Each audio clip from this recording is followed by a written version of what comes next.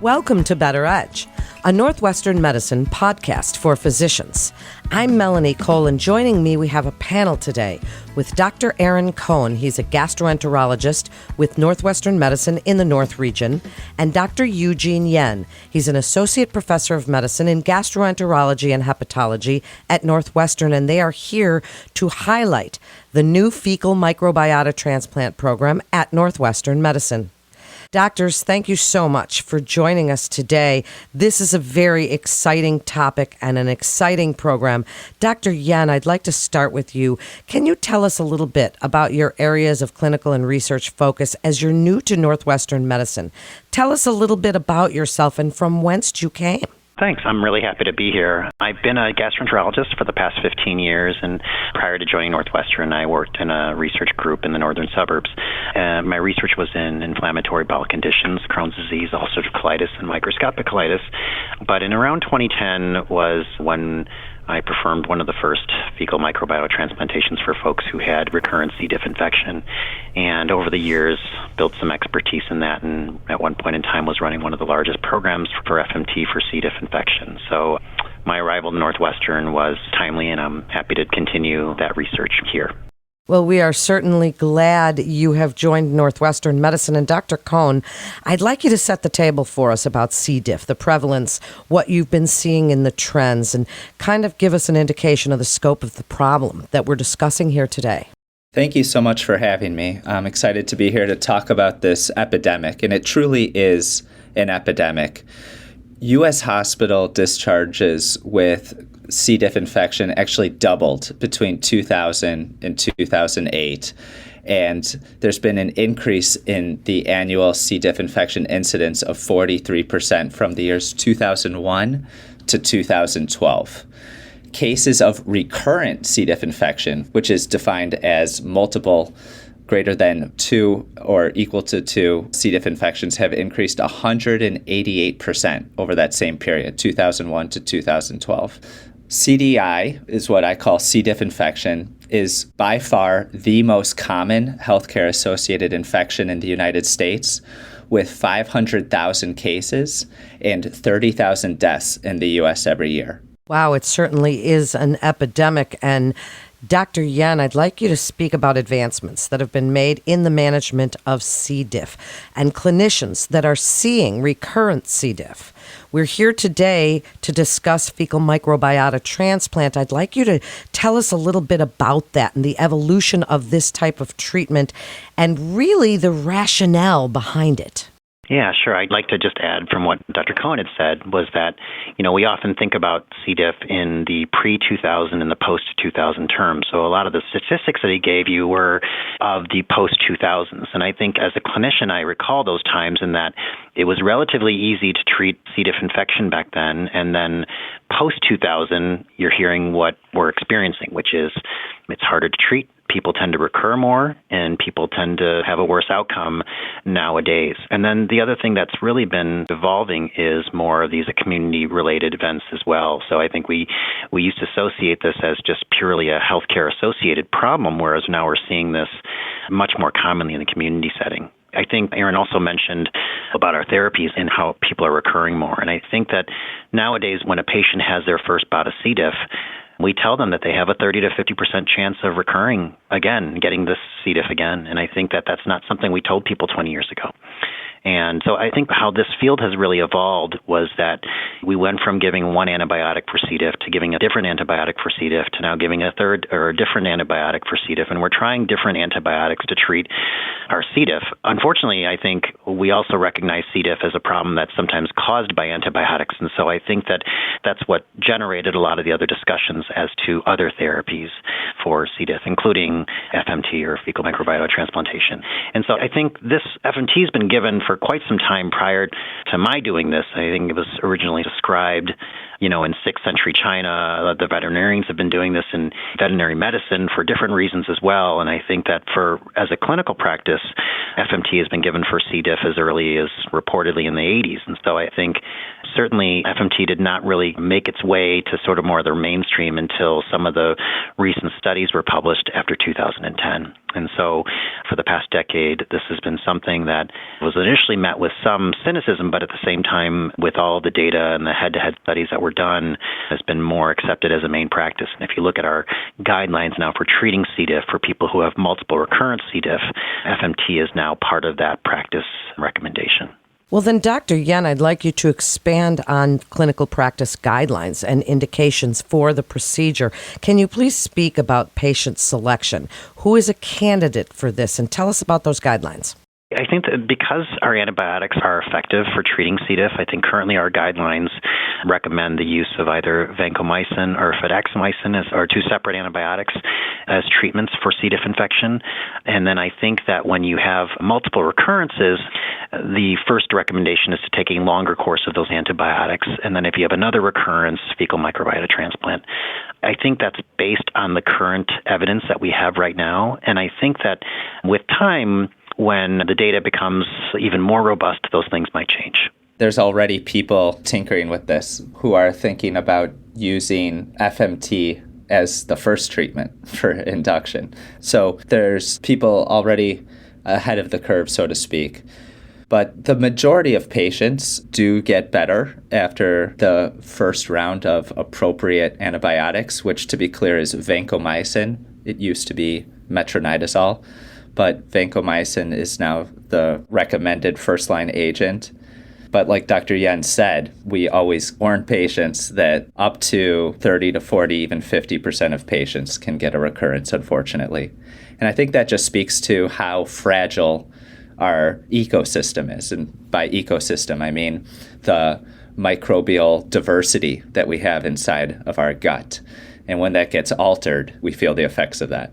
Well, then, Dr. Cohn, speak about the procedure itself. How is FMT administered? Tell us a little bit about that. Thanks so much. So there's different ways to administer a fecal transplant. Of course, first you have to get the supply, which is stool from a healthy donor. And the stool is, of course, composed of a healthy, diverse, rich environment of microbes. And you could administer this through a colonoscopy. A colonoscopy is, of course, a scope that you insert into the colon through the rectum. You advance it all the way to the proximal end of the large intestine or into the distal end of the small intestine, and you transfuse or infuse the stool material. So that's through colonoscopy. And from a patient's perspective, the process of preparing for a colonoscopy is exactly the same as what you would do for an average risk screening individual. Then there's also the ability to infuse the stool material just through an enema, where you don't have to do the whole prep for a colonoscopy, but you just get the slurry infused through the rectum per rectum. There's also the ability to do it by upper endoscopy, where the patients get sedated and you do a standard upper endoscopy. You advance the scope as far as you can past the stomach into the small intestine, and you infuse it through there. Sometimes you would give a promotility agent to help the stool get to the large intestine as quickly as possible. And lastly, we're developing oral capsules that have fecal material inside the capsules, and they're designed to dissolve later when they get into the large intestine, or distal small intestine, rather. That is absolutely fascinating. And Dr. Yen, what are the parameters for success? How are you measuring a successful transplant? And are the patients then still colonized by C. diff after the transplant and without active infection? How do we know? Yeah, I think that the good news for most people who have C. diff infection is that their symptoms are pretty predictable. And while everyone's a little bit different, an individual patient usually has the same experience. In other words, when they get C. diff, they know exactly what that is, and they know what the symptoms are. And so that's essentially the follow-up. I think that most of my patients are able to tell me very eloquently what their C. diff is like and how fast they get C. diff after they stop their antibiotic therapies. And so essentially, we know that that's going to happen again sometimes in select individuals. And if we're successful with that, that's not going to happen. And so that's the extent of the follow-up. You mentioned about testing before. We recommend not testing for cure to see if it's gone because many people are colonized with C. diff. And in many hospitals, they won't even test to see the sample because we already know that about 10% of the population is a colonizer. They carry C. diff and they're not having any problems. So it's not just having C. diff is what's going to cause you a problem. It's having C. diff and having the right environment for C. diff to cause illness.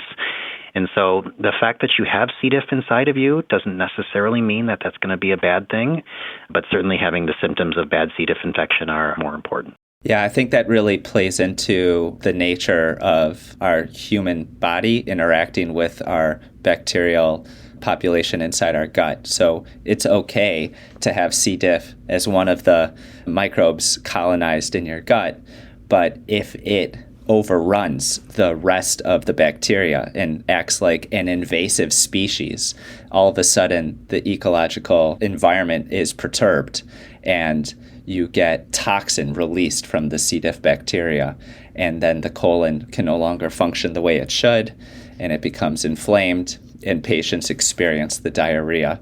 So rather than testing for C. diff, it's much more important to follow their symptoms. I'll also add, I think people are often talking about what it takes to have a healthy microbiome. And I think just to keep in mind, a healthy microbiome also includes bad things as well. And I think that when you look at even the healthiest individuals, they have some really bad bacteria inside of them, but they all live in harmony. And I think that's how we would define that. So it's not just the good stuff, it's also the bad. Well, doctors, as this program is new, can you tell me about your outcomes or how patients are tolerating this procedure? Dr. Yen, why don't you tell us? Well, in my experience, I've been doing this for over a decade, and my experience, as well as everybody else who does this, is that we have a select group of individuals that have recurrent C. diff infection that we estimate their recurrence rate without FMT is greater than 70%. And so that's where we're starting at a base. And for those that get an FMT, our success rates are over 90%. In our institution, it was 92%, and that sort of seems to be the standard number in terms of the amount of success. So over time, we've helped a lot of people with this condition with really great success rates, and that's our expectation. I'd like to give you each a chance for a final thought because this is a new program, such an exciting time in your field. Dr. Cohn, gut microbial replacement therapies have been discussed for a host of other conditions. What other conditions do you see this being successful in your practice? Do you see FMT being used for other IBD conditions in the future? Yeah, it's a great question. By far and away, FMT to me is most exciting for C. diff because the results speak for themselves. It's safe, it's well tolerated, it's literally like magic. There's not many things that we can do with this safety profile and this efficacy. And it's such a relief when you find patients who are so desperate, who have been treated again and again and again with antibiotics and had their life thrown into pieces, and to come and get a simple procedure that cures them. That is the reason most of us became doctors, for patients like that and stories like that. And when we saw such great success with C. diff, we immediately started thinking about, could this be used for other conditions?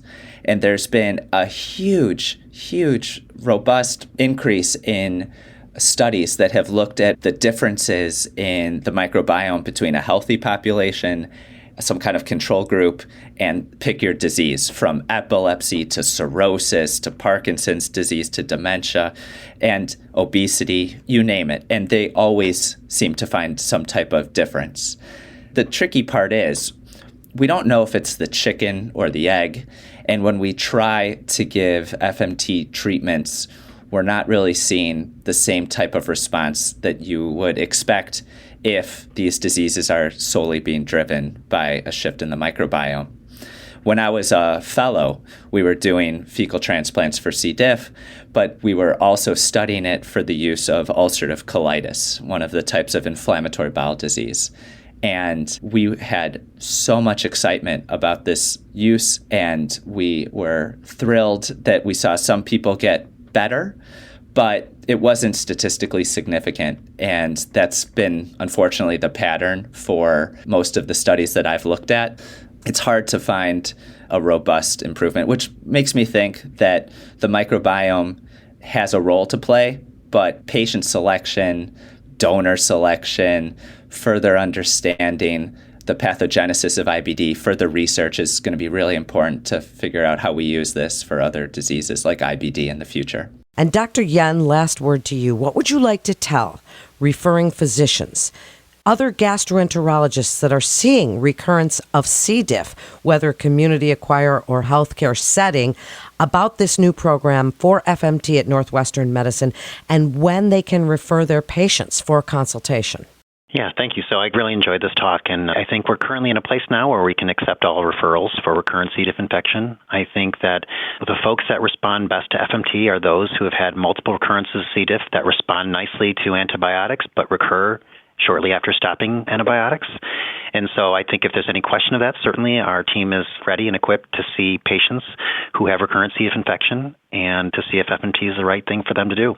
It's such an exciting program. Thank you both for joining us and sharing your incredible expertise on this topic, because it is not something that is commonly known for other providers. So this is an excellent program, and we'd like you to come back on, join us anytime, and update us as the program continues to be on the rise, and to refer your patients. Or for more information, please visit our website at breakthroughsforphysicians.nm.org/gastroenterology to get connected with one of our providers.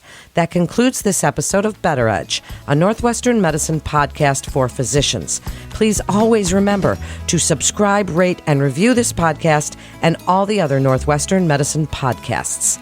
I'm Melanie Cole.